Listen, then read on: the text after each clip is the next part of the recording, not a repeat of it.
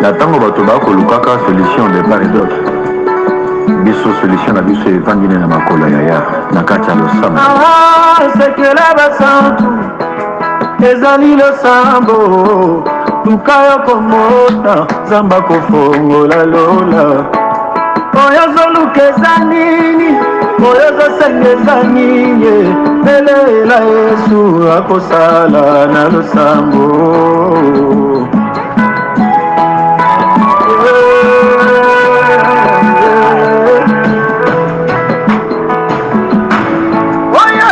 Losambo asimine lola ye mukayo komona nzamba kofungula lola ye esimina mokili te abelela Yesu alo na biso eza losambo yaya ye. Jérémie 33:3. Invoque-moi, je te répondrai et je t'annoncerai des choses cachées que tu ne connais pas. Celui qui est capable de prier est capable de tout. Nakati ya losambo yokosala yaya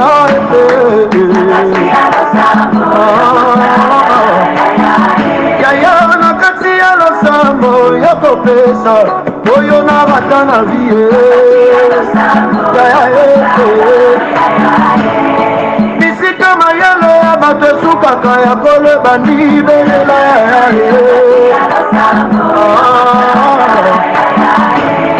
Moïse maboko likolo na ngomba kuna Joshua zolonga bamuna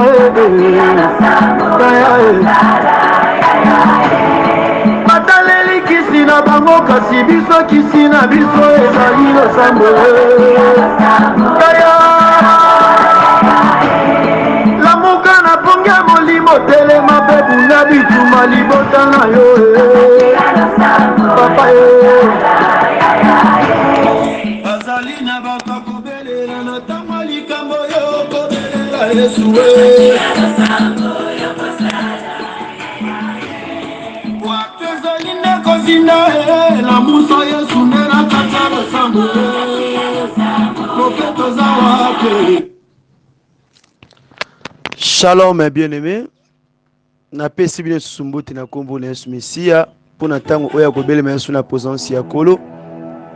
Kolo Mesia apambola oli susu kobelema na présence ya na kati ya présence na ye parce que ce n'est pas facile kolala kolamuka ezali habitude te na ngolu o nzamba salinga na susu kobelema na tango o na présence ya Kolo vraiment na moment na biso ya losambo na temps auto préparer qui yango juste pour na losambo donc to rattraper encore soirée na biso ya lobby auto eba kité kobelema suite ya ba instrument vraiment nzama pambola biso lisusu ya mingi yonde ko nyonso oyo ye na ndaku ya nkolo lolenge oyesa lolenge ote kozonga je crois j'ai la foi ya koyebiso yango yango na sengi na yo obenga ndeko nyonso azali nzinga oyebise ke ere losambo ekoki ere akobela nzambe ekoki ere akopose ya kotikela nzambe ba mikumba ba charge na biso po ete ye aye bako décharger aye bako pesa biyano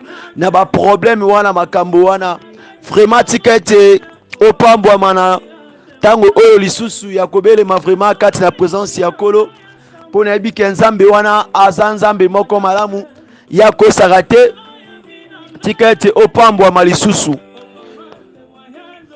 soki tozwi na kati ya livre Psaume 115 le verset 10 à 15 ezoloba ete maison d'Aaron, confie-toi en l'Éternel.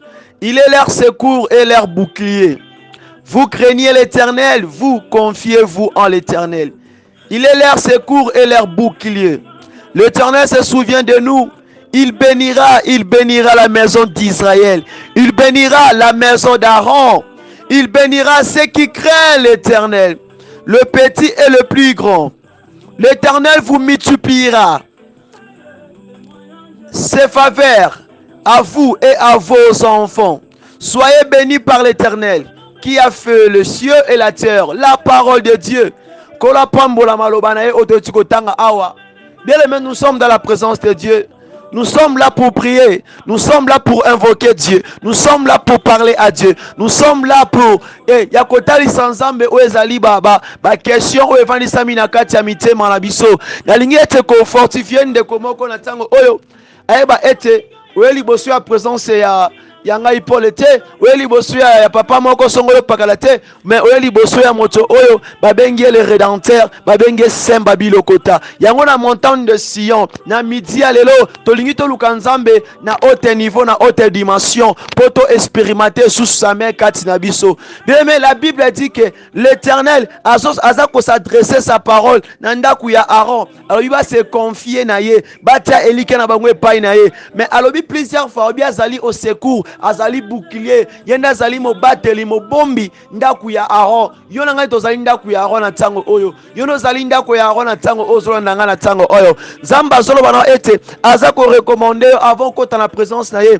Azo senga juste que ta crainte n'engani ya ko craindre nzambe, c'est-à-dire d'abord de se humilier, de s'abandonner, de demander d'abord de invoquer sa miséricorde. D'une manière simple ou bien d'une manière plus facile de s'approcher à Dieu avant d'aborder nos questions, ce qui nous tourmente là, ce qui te dérange là, ce qui te complique là. Mais premièrement, il te rassure, il bénit ceux qui lui craignent, il bénit ceux qui marchent selon sa rabacha, selon sa parole. Tikete na tango oyo kanga tango zoandanga na plateau oyo, partout recevoir un message oyo. Tozwa position malamu, ozwa position moko ya kitoko pona ko se humilier liboso na kolo. Car la Bible dit ceci que vous qui craignez l'Éternel, confiez-vous à l'Éternel et il est leur secours, il est leur bouclier. Il dit encore, l'Éternel se souvient de nous. Il bénira la maison d'Israël, il bénira la maison d'Aaron, il bénira ceux qui craignent l'Éternel. Akopambola surtout ba oyo babanga kanzambe ba otambola dans la crainte de Dieu. Mais pendant ce moment na lingio bela Yesu, na lingio s'humilier, na lingio senga o plaider o la nzambe na ndako na yo, na libala na yo, na mosala na yo, na ministère ozanango, na badon ozanango, na lolenge ozela nzambe, na senga na yo o la nzambe, na senga na yo o supplier nzambe, na senga na yo o bondela nzambe ata pona semaine oto banda. Atapona mwa wasika to banda soki maona nzambe ezate mama ezaka apamba papa na ngai yango ebisa nzambe nalingi bisike zwami yo obanda ko intercéder obanda kolobela nzambe nalingi omata na haute niveau omata na profondeur oyebisa nzambe obanda kosenga maona nzambe obanda kosenga maona nzambe yebisa nzambe wana bondela bisike zwami yo banda koyebisa nzambe banda koyebisa nzambe banda kosenga mwana nzambe na ndako na yo na libala na yo na bafere na yo nalingi oyebisa nzambe ozongi epai na ye nalingi obela kolo Yesu Mesia obela kolo Yesu Mesia yebisa nzambe na midi ya lelo yo ye epai na ye na tango oyo yo ye ko se prosterner yebisa nzambe liboso na moto te liboso na ye tango ozobondela banda kolobela nzambe wana yebisa ye azoyoka yo lobela ye azoyoka yebisa papa na ye pa na yo na mitiki liboso na yo na mibwaki liboso na yo yebisa nzambe tango nyonso oyo ayokaka pesaka eyano yebisa nzambe liboso ya moto te se liboso na ye walobi ete ya pambolaka surtout ba oyo batosaka ye surtout ba oyo batambolaka na kati ya bobangi ye abi apambolaka bango yazali secours na bango yazali bouclier ba oyo bazotosa nzambe senga maona nzambe na ndako na yo na libala na yo na mosala na yo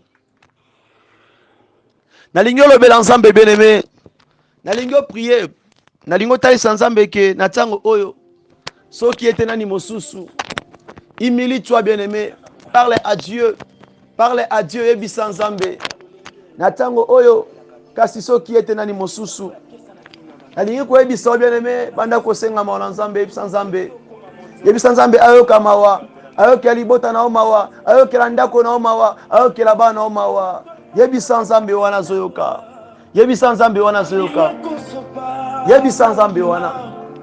Celui qui a versé son sang bien aimé juste pour te racheter, juste pour t'appeler, juste pour na kosala yo rachat, juste pour na kopesa yo valeur motuya na misu ya bato banda kosengama na nzambe. La Bible dit que l'Éternel bénit ceux qui craignent l'Éternel. C'est très important partout où vous me suivez. Vous avez un message.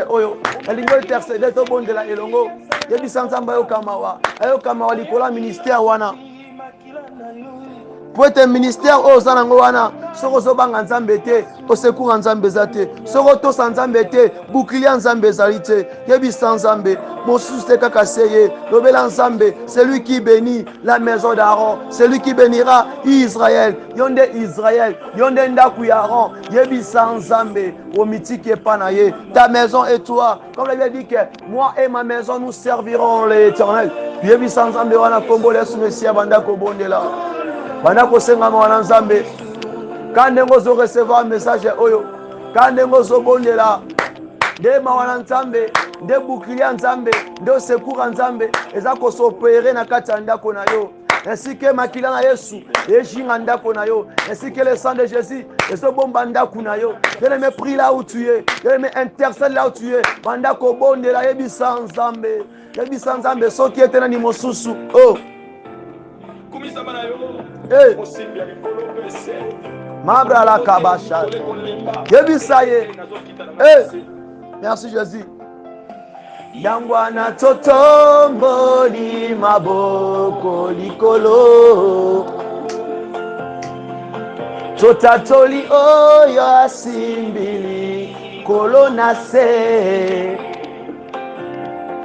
Suki ya pembe kobimate. Na moto na ye oya zanzambe oh kumama kolo yebisa nzambe toye pai na ye toye liboso na ye liboso bato akisi te se liboso na ye alingi olobela nzambe alingi wana kosengama na nzambe alingi wana koinvoke ma na nzambe na kati bomoi na yo senga mona nzambe yebisa Père de gloire alimbisa yo yebisa nzambe accueillir yo na kati ya présence na ye hey.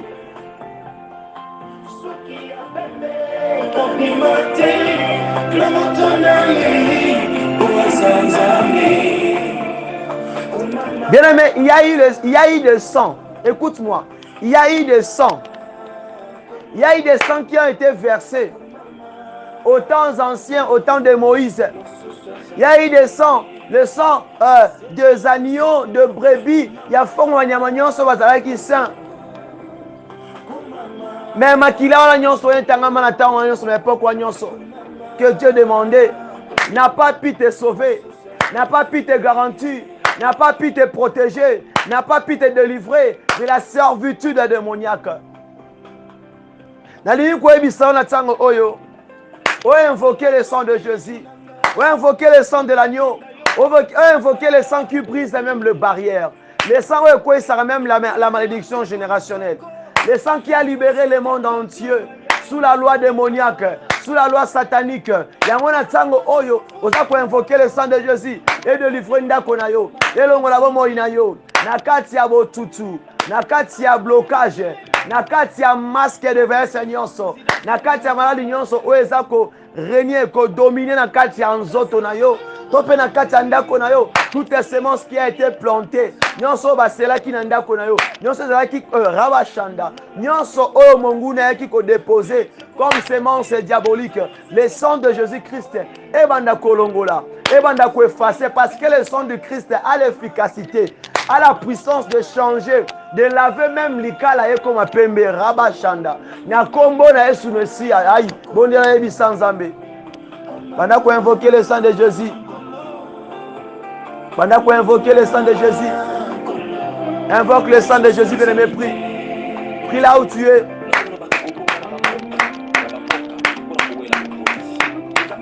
Eh Père de gloire, Makila, Père de gloire, Et bandako sokola lopango au peuple au Père de gloire. Matin au Père de gloire. Et bandako sokola monoko danga maboko danga Père de gloire. Le sang de Jésus. Et sokola bongo ya papa oyo. Elongo la maladie. Via mama oyo. Elongo la ba crise nyonso. Ba hypertension nyonso. Ba hypotension ba nyonso tangami. Maladie oyo ezali réducteur. Que le sang de Jésus. Et bandako sokola. Makila maes. Et bandako petola. C'est ainsi que j'invoque. C'est ainsi que j'invoque le sang de l'agneau, le sang qui purifie, le sang qui délivre, le sang qui rachète, le sang rabachata. Na Congo na Yesu. Bien-aimé, invoque le sang de Jésus. Senga makila maes. Senga makila maes. Bana kobela le sang de Jésus. Yango ndelongola. Semence nyonso. Bondoki nyonso. La sorcellerie nyonso. Oyo ezalaki sele personne na ndako na yo. Yo banda kobela makila ma Yesu. Yango ne banda ko enlever. Yango ne banda kolongola. Même les semences qui a été scellé, qui a été planté. Yo bela makila ma Yesu. Ye me pris là où tu es. Banda ko kota banda ko luka. Na kata ndako na yo. Nini oba sela. Nini oba sema. Nini oba plasa. Poete ezwa ko contrôle ndako na yo. Peu importe ta démon, peu importe ta sémence. Ata batia botutu. Ata batia même oba bengi kaka to pe tufi na kati ya ndako na yo. Yo banda ko invoquer le sang de Jésus-Christ. Ye banda ko laver, ye banda ko sokola, ye banda ko petola. Ndako na tous les quatre coins.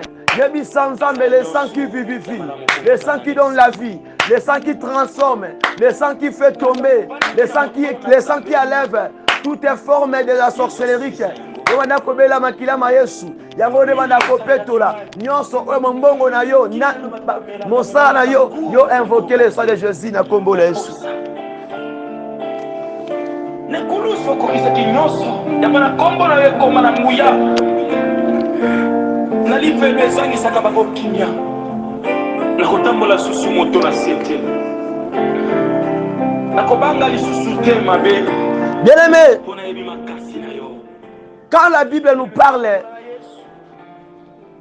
du secours, bien-aimé, le secours vient juste pour soulager l'homme, vient juste pour consoler l'homme, vient juste pour relever encore un homme qui est abattu, vient juste pour renforcer un homme.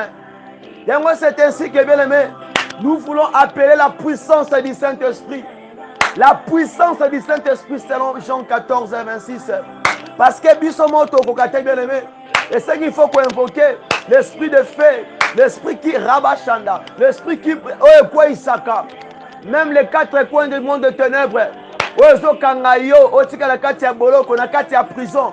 La Bible nous dit, dans le livre 1 Corinthiens, là où se trouve, là où est l'Esprit de Dieu, c'est là il y a la liberté totale. Dans l'union, on se libérer. Na servitude nyonso, na kibondoki nyonso, na forme nyonso, oya mabezo ezoko retenir yo. Ovandisama, odomere, na misala molili, yo zobima, na kombo na Yesu, ozako senga le Saint-Esprit, a exercer nguyane kati na yo. Osenga le Saint-Esprit a se manifester kati na yo. Osenga le Saint-Esprit a se manifester na ndako na yo. Osenga le Saint-Esprit a kota la mosala na yo, na banque financière na yo, na ba compte bancaire na yo, na ba affaire na yo, na ba activité na yo, même na kati ya vision na yo. Si tu n'as pas l'Esprit Saint, tu n'arriveras pas. Yango banda ko ebisa nzambe. Comme il avait dit, à continuer le consolateur. Alors le consolateur, c'est notre secours. Yebisa nzambe rabashanda. Andako ko invoquer bon de la bisike so bien na kombo la soumesia. Yebisa nzambe azoka yo. Lobela e. Hey. Thank you Yahweh. Yebisa nzambe. Invoque l'Esprit de Dieu. Invoque l'Esprit de Dieu. Invoque l'Esprit de Dieu.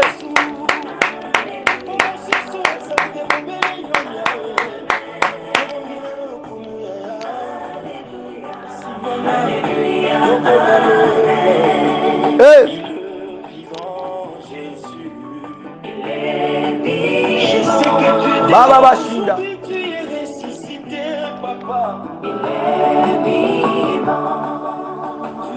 Bien-aimé, ozo bonde la malamu. Ozo prier bien. Ozo bonde la malamu. Avant cela, nalingo tanga na kati ya livre 1 Corinthiens chapitre na kati ya livre 1 Corinthiens chapitre 7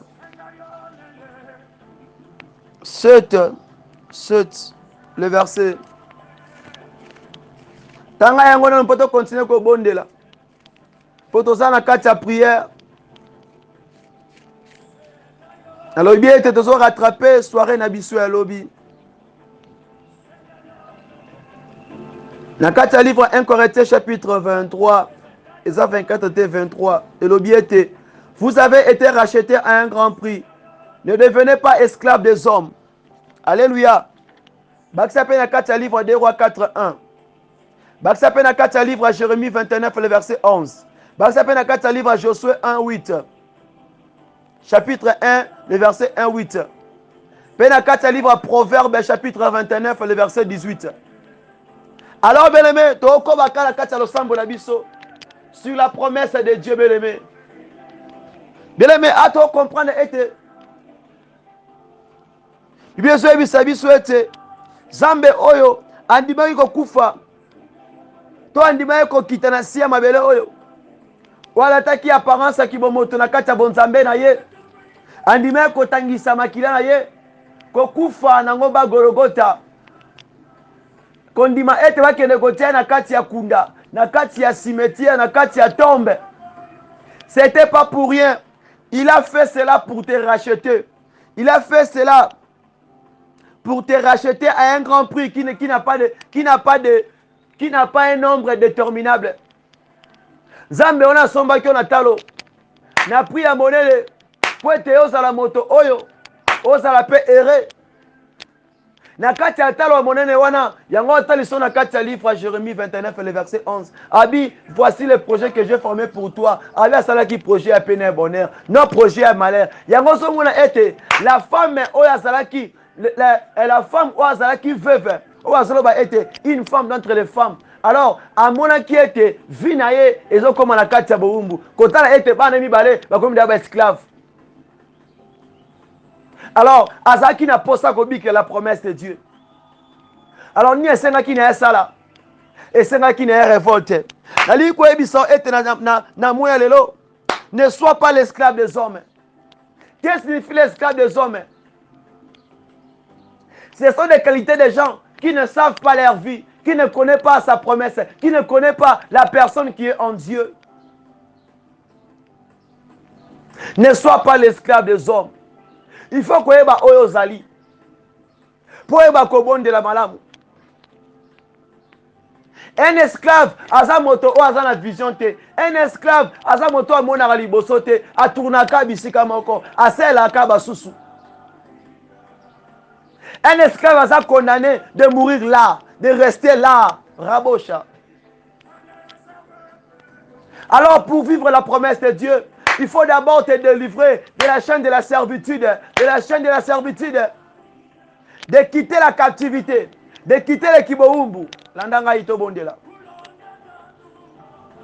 La promesse de Dieu te réclame, mon frère, ma soeur. La promesse de Dieu te réclame, mes papa, maman. Ils sont réclamés, mais ils sont solatés. Et ça, quand juste à la porte, ils sont bien. La Bible dit, un peuple, quand il n'y a pas la révélation, ces peuples-là, sans frein. Un esclave, azaka na révélation, il est condamné, il est lié. Yango moni lelo oyo. Nali ko ebisa yo. Oyeba koluka kozwa ekateli. Yako bima, yako révolté, yako telema, yako zwa ekateli, yako bela nzambe, na moya lelo, okite singa nyonso boumbu. Alléluia. La promesse peut être là, mais si tu es lié, tu vas pas atteindre, tu n'auras pas la capacité d'atteindre ta promesse. Mais si tu es de libéré, si tu es libre, cette promesse-là se manifestera en toi. Israël ne pouvait pas vivre la promesse de Dieu étant qu'il restait l'esclave dans l'Égypte. Et c'est qui va quitter Nanou, Rabachata. Quand tu es esclave, quand tu es bloqué, quand tu es enfermé quelque part, c'est impossible que tu vis la promesse de Dieu. Et c'est là que la femme a gagné et pas Élie. Et pas Élisée, je m'excuse. Abel la Élisée. À ça qui acte à se libérer. Quand tu te libères, quand tu révoltes, c'est là maintenant que tu appelles Dieu, d'y entrer, d'y accomplir ce qu'il avait dit pour toi. Et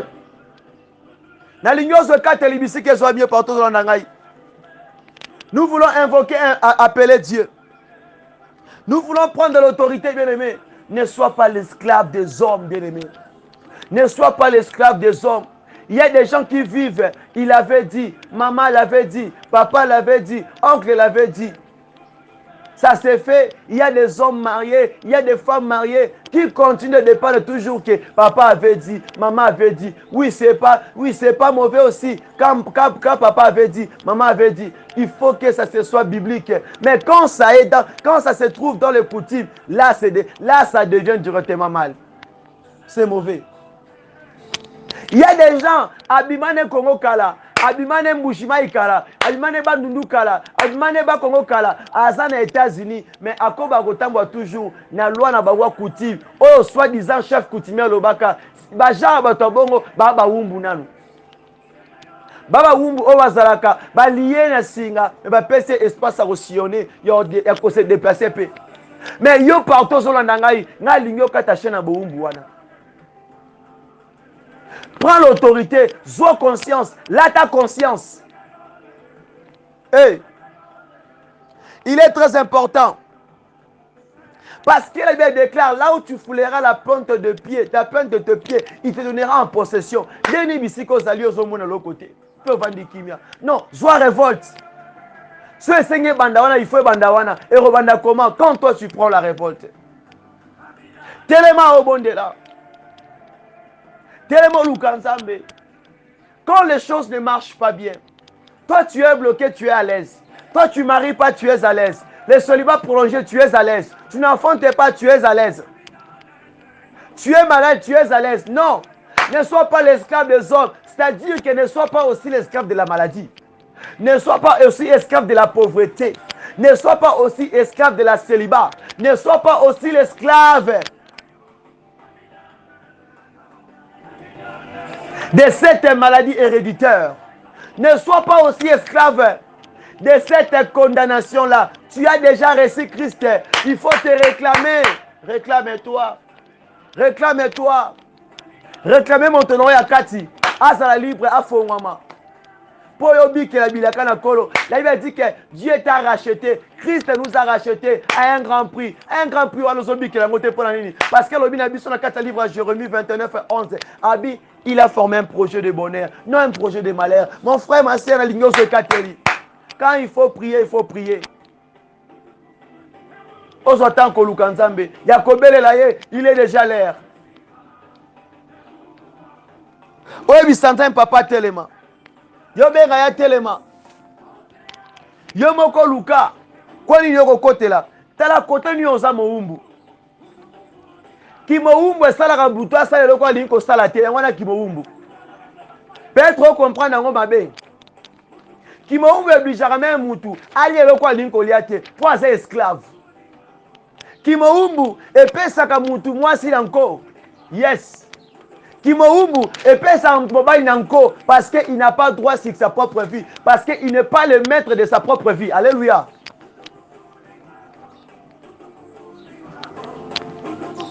Vous voyez que même Jacob azaki esclave. Azaki moumbu. Yango epesa keleya. Parce que là qui n'a nguyate, mais tant qu'on soit révélation, c'est là où il s'est révolté. Il a révolté. C'est là maintenant de prendre l'autorité. La femme s'est sentie qu'elle était esclave. 2 Rois 4 premiers. Amune esclave ango esila kai pa na monte tina bana emoko. Bana emike. Abi les anciens venus chez lui. Bazui bana mi bala mi bali. Ba keba kesa ki boumbu. Rabo shaya. Les créanciers, je m'excuse. C'est le temps de révolter. C'est le temps de couper cet lien. Parce que la promesse de Dieu est devant toi. La promesse de Dieu est liboso na yo. Yo ne fongola misu. Obiba na kati ya bokangami wana. Obiba na kati ya chaîne wana. Yo bela Yesu. Nalingo bela Yesu. Nalingo lukaye. Nalingo bela Yesu. Déjà apesi yo nguya. Apesi yo makasi. Apesi yo fox. Yo bela Nzambe. Bela na kati ya losambo. Bela Yesu. Yo invoke kolo Yesu Mesia. Tango batelemeli yo. Tango bakomisio boumbu na bango. Yo no osela ka bango mbongo. Babendaka ba chance na yo. Babendaka étoile na yo. Bazo video tika la vie ya pamba. Babenda nyonso Nzambe atakati na yo. Tala le site. Nalingi yo révolter. Nalingi yo telema. Nalingi yo sekateli. Nalingi yo luka kolo Mesia. Oya moko na yo.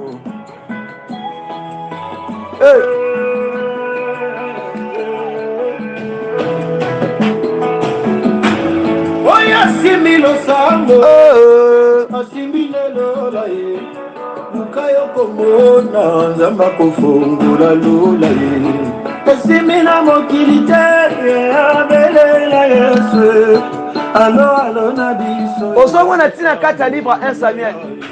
Saoul se voyait qu'il était esclave, mais Asa un fils d'un boss. Et je t'annoncerai des choses cachées. Un valeur n'a été, un point n'a été, c'est ça un esclave. Un esclave a un valeur n'a été. Tu se vois seulement ça un homme inutile. Non.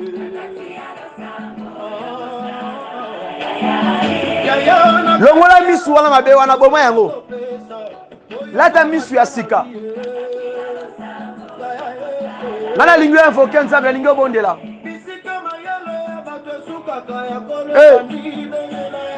Nakati ya losambo belela Yesu.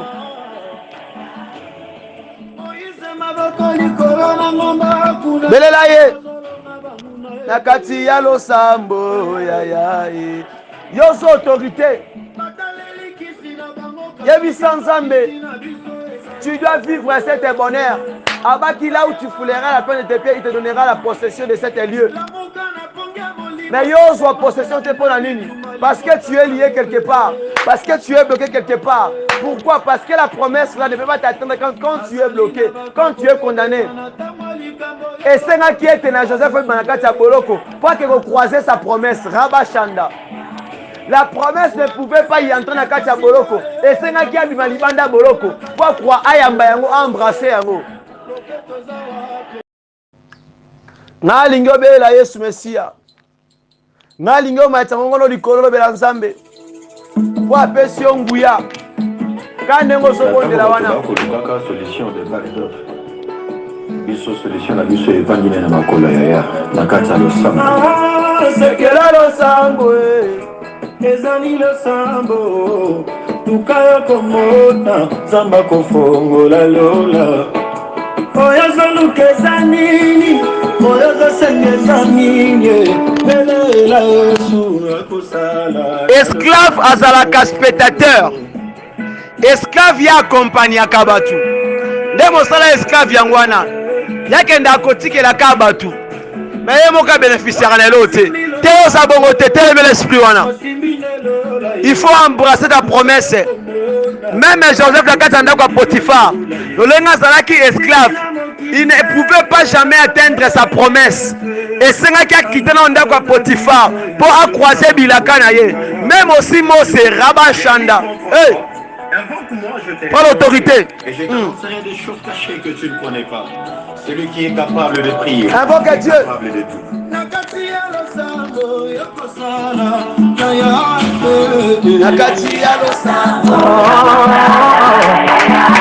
Yaya nakati ya losambo yoko pesa. Oyo na matana vie. Yaya bisika mayalo moto esukaka ya koloba ndibelela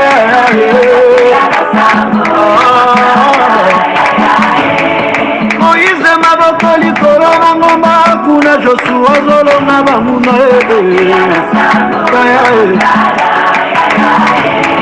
bataleli kisi na bango kasi biso kisi na biso ezali losambo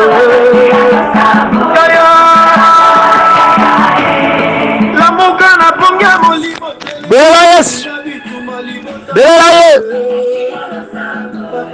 banda kobimisa libota na yo na kati ya boloko nyonso na kati ya esprit ya servitude libota na yo bandeko na basi bakangami na kati ya molimo ya bamari de lui eza kibowumbu mibali lolenge moko babalaka te babotaka te parceke na butu baza bawumbu banda kobela Yesu na kombo na Yesu banda kobima banda kobima banda kobima yo oza mowumbu na nkolo oza mowumbu ya moto te banda kobima prend l'autorité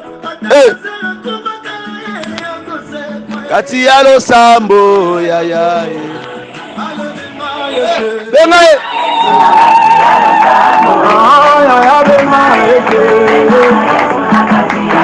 mosala ezosimba te benga ete libala ezowumela benga ete na butu losambo na tongo bikamwa ye josedi na butu sala apele losambo ya butu na tongo reponse faraon atelemi benga ete Koyote atelemi benga ete bilaka eumeli benga ete benga ete mosali ya nzambe benga ete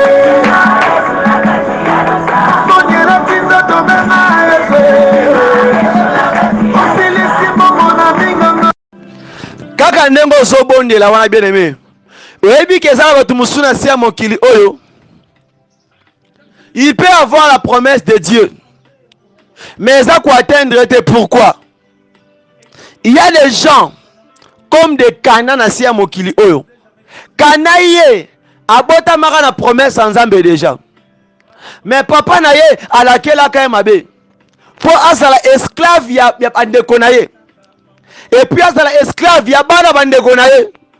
Il y a des gens pareils. Au verset 4 livre 1 Corinthiens 7 le verset 23. Et ça va être ne sois pas l'esclave des hommes. Il y a des gens comme des Cana.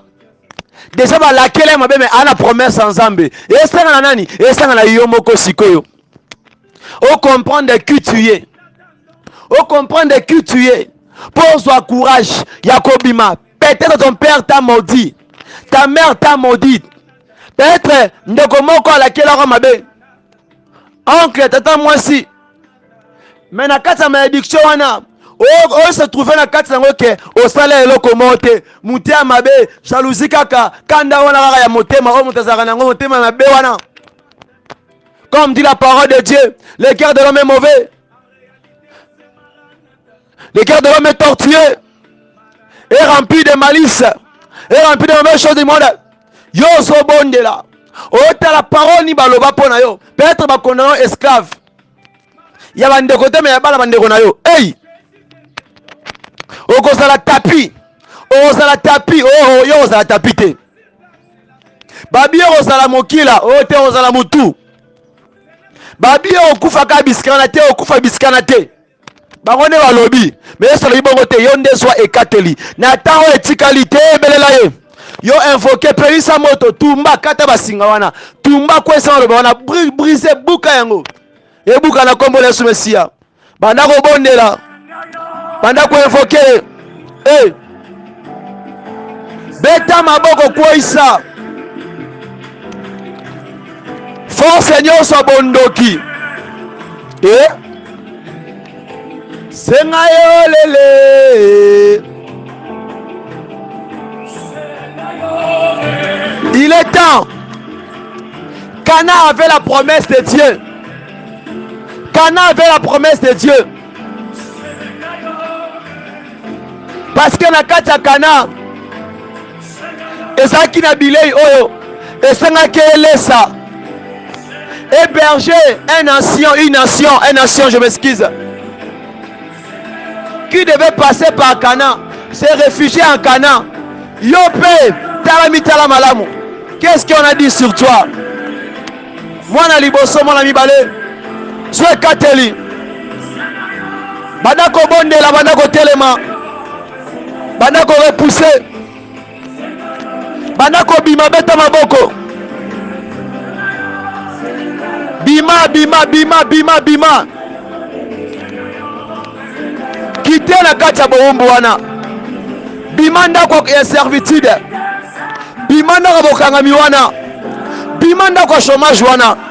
Bima ndako kokela wana. Bima ndako kimanzia kitela. Na kombo na Yesu bondela. Je kateli. Il est temps. 1.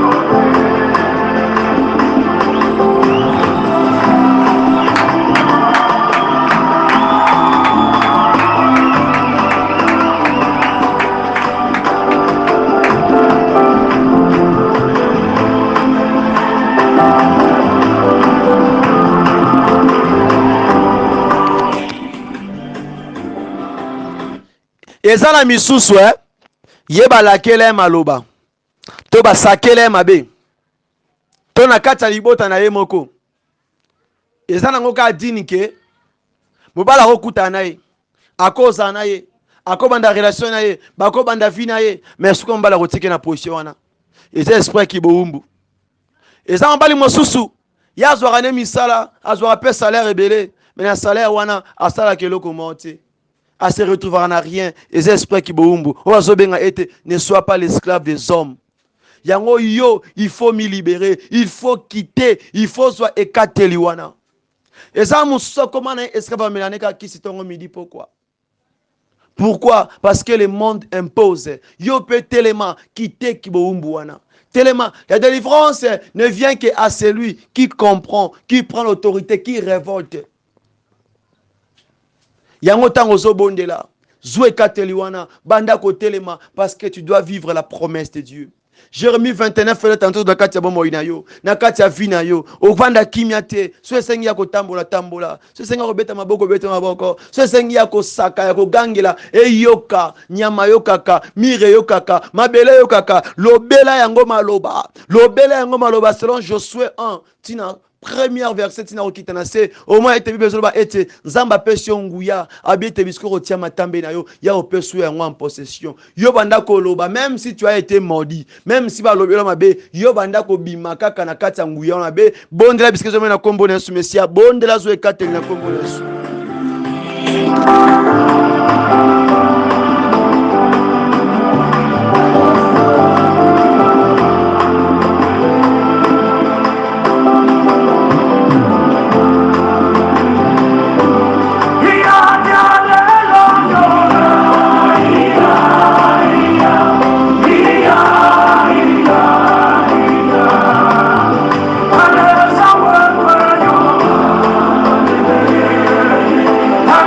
Our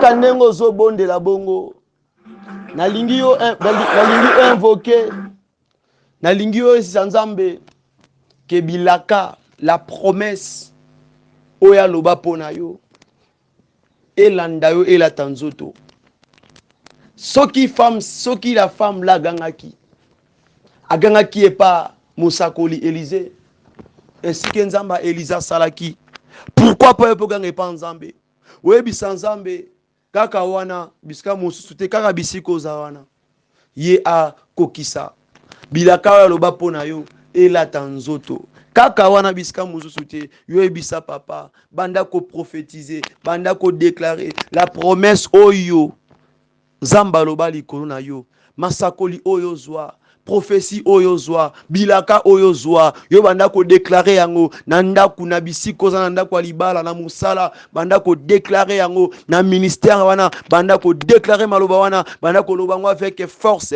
banda ko lobango avec décision banda ko lobango avec foi yebisa Nzambe yondo lobaki papa yondo lobaki what yo banda ko expliquer banda ko yebisa Nzambe na mabele oyo na bisika oyo papa bilaka wana ebanda ko attirer ebanda ko mema ebanda ko tombola yo ebanda ko benda yo bisika yango ezali emema yo bisika yango ezali soki awate soki eza kuna bilaka wana attirer yo soki pesa bisika wana ebanda déjà ko bota ebanda déjà ko s'opérer tango zo bondelo osaka maloba osala prière moko prophétique ozo déclarer maloba bisika ezwami yo il nous reste au moins encore quelques minutes bondela ebisa Nzambe ata pona moi otobanda ata pona semaine otobanda yozo ebisa kolo bilaka wana papa eumeli papa na osenge pa na yo la femme avait dit que bilaka na o Nzamba alobaki to Nzamba alakaki bango eumelaki yango abelaki Nzambe Nzamba Eli abikanisa Nzamba Élysée abikanisa mosali na yo mosali na salaki Nzambe wana abanda ko banga akanisa yo pe ebisa Nzambe yo pe sala prière sala appel banda ko benga Nzambe na kombo na Yesu Mesia bondela bisika ezwami yo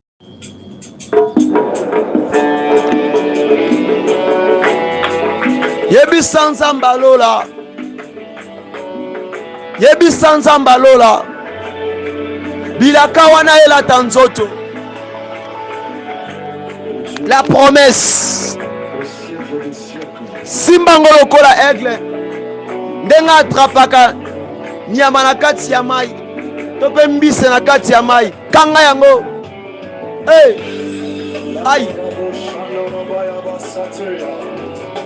banda ko invoquer saka maloba celui qui avait dit wana ka bisiko zali ya banda yango banda ko bota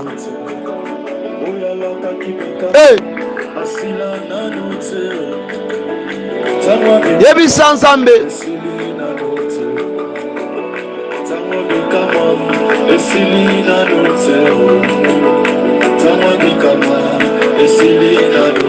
lobela Yesu Mesia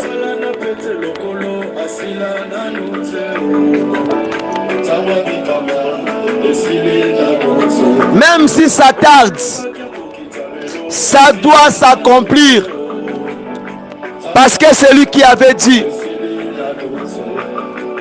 yo s'accrocher kaka na oya lobaki wana rappeler Nzambe la femme avait crié moi j'aime ces versets elle avait dit il y avait une femme d'entre les femmes il cria à Élysée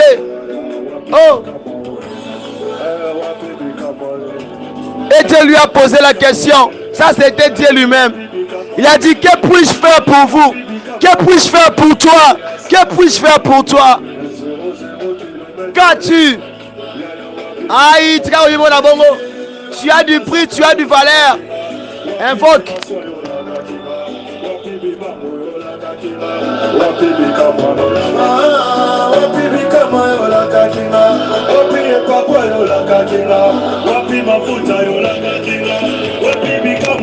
oh ya ya nanga ya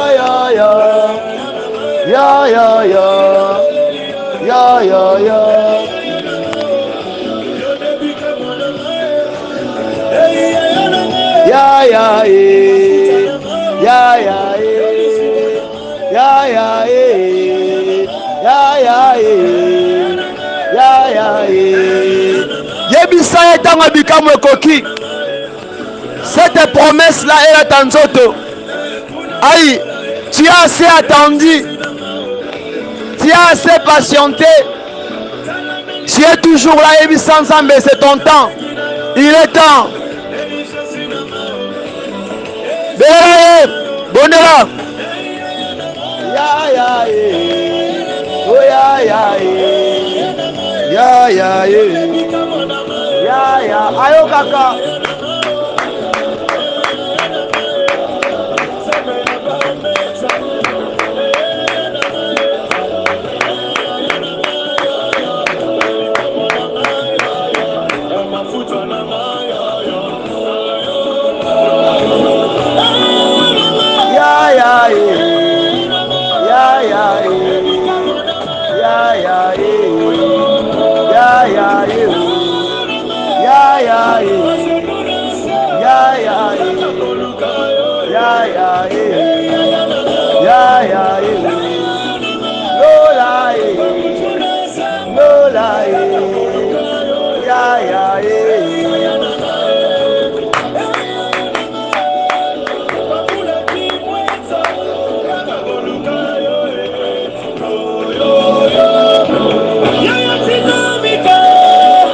Kaka ndenge ozobondela bongo ndenge Nzambe akosala kaka.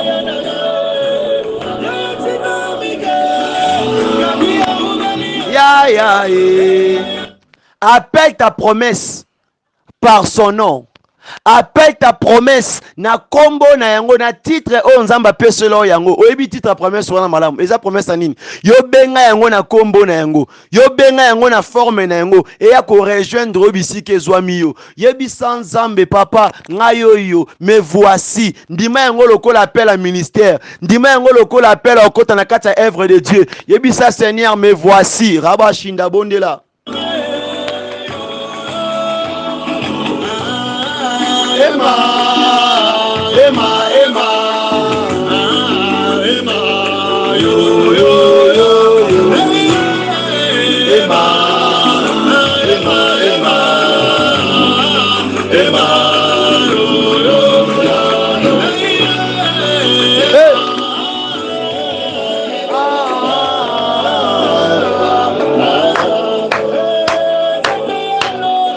Sukale yo baba.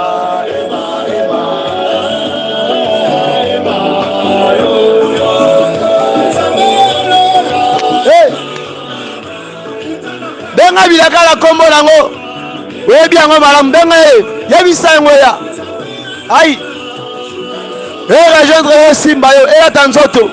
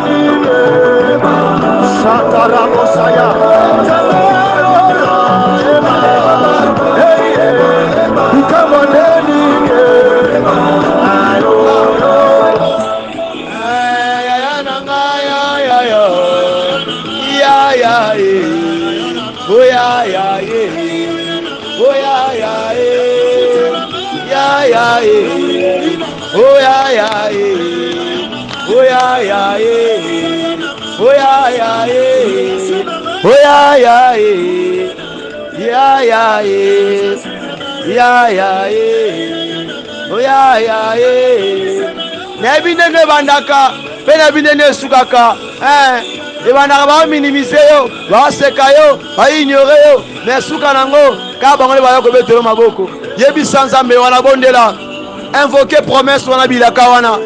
Hey!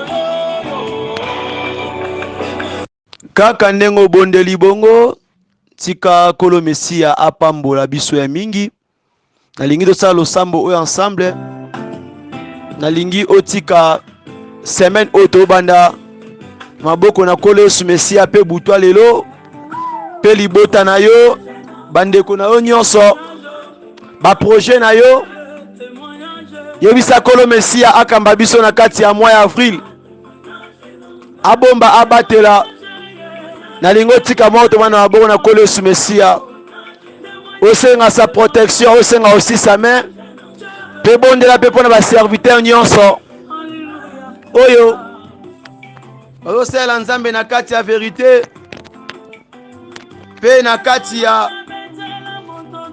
kobanga nzambe kotosa ye yebisa nzambe akanisa sela bango bolamu pe yebisa nzambe a relever atombola bao babungi banzela bao basiba bakwesami et puis nzambe a gagné les âmes perdues que l'Esprit Saint et que ne retoucher les âmes perdues. Prie aussi pour les enfants abandonnés, prie aussi pour les orphelins, prie aussi pour Nabana Bitike, prie aussi pour les femmes veuves, les hommes, les papas. Oh, bazoboko là-bas, maman salité. Prie aussi pour ceux-là qui sont hospitalisés. Prie aussi pour ceux-là qui sont dans les prisons. Prie aussi pour ceux-là. Oh, bazokende kobo tanatango, oh, bazana ba grossesse. Bon de la pona bango, aïe intercéder. Hey, témoignage. Ezoya, ezana nzela. Yes. Témoignage. Oh. Témoignage nanga. Yebi sanzambe bondela. Bambola pe ministère oyo. Bona yebi ki alobi to rebetaka lisolo ya monene. Oyo ko epataka mokili oyo.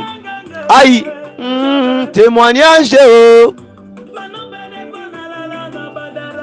Oh, témoignage. Oh.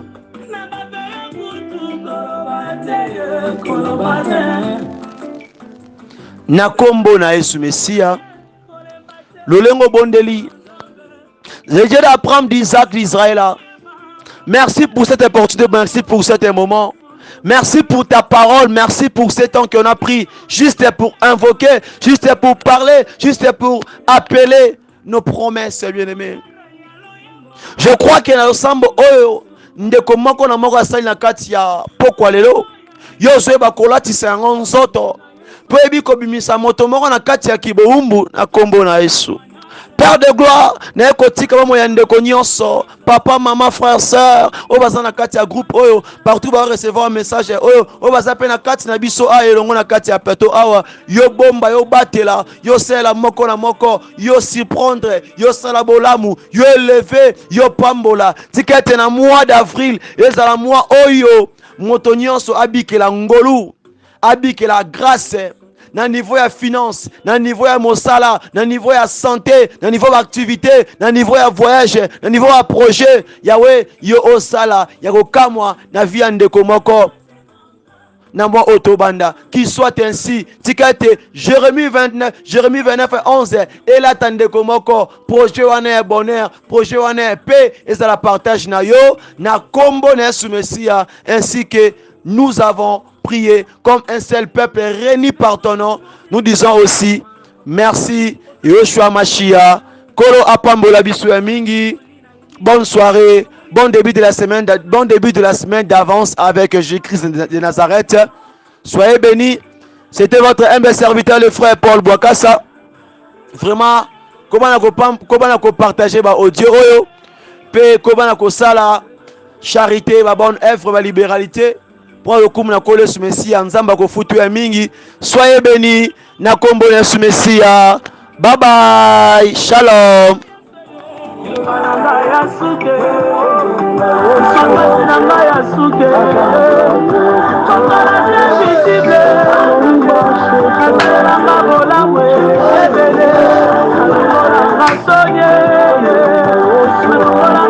Passion.